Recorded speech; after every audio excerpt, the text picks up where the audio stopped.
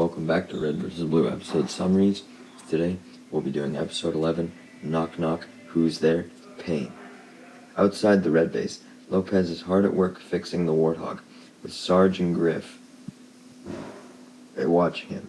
Griff tries to explain to Sarge the rationale behind his plan of sneaking up behind the rock, once again blaming the tank and it blowing everything up, struggling to justify how he wasn't in the wrong. Sarge sighs, simply asking Griff to guess how much the warthog cost, when Griff shakily replied, 10, 20, 25 bucks maybe, deep down knowing he was wrong, then followed up by saying, "You're probably going to kill me now, aren't you?" Sarge simply responded that he was a fair man and he would give Griff 10 seconds before allowing Lopez to do anything he wanted to him. This greatly got Lopez's attention due to him being more unhappy with the warthog's destruction than anyone, so he immediately stopped fixing the warthog to point his gun directly at Griff, with Sarge joining him.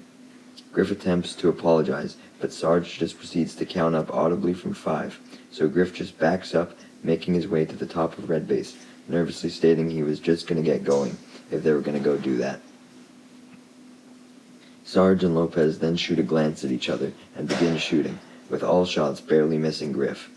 Griff only responds with how unfunny and dangerous the situation was, warning someone could get hurt, knowing full well they intended that to be him.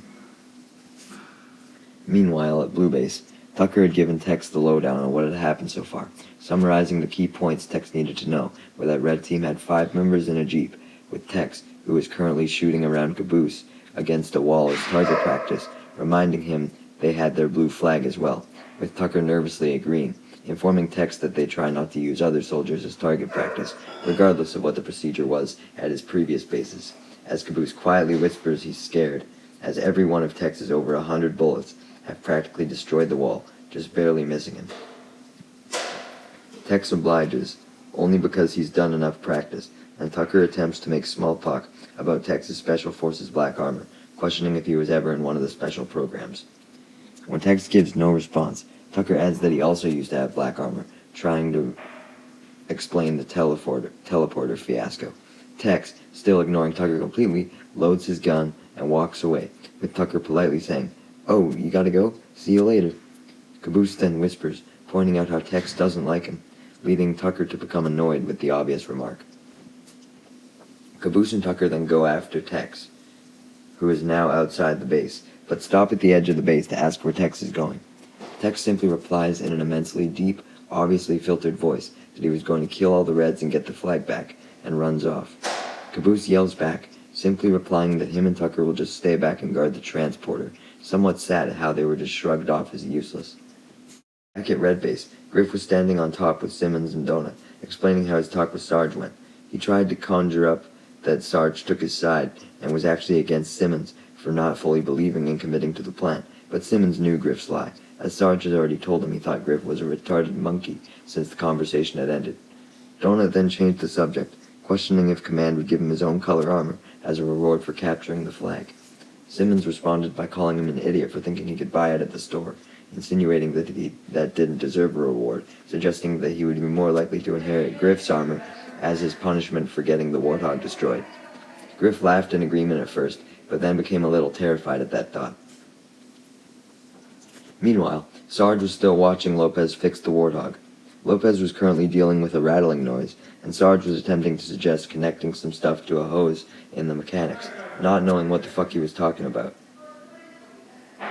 Lopez was getting so annoyed by Sarge's stupidity that he stopped working to just stare coldly at him. Sarge, intimidated, decided to just let Lopez handle it. This leads Lopez to silently put his gun down and get back to work.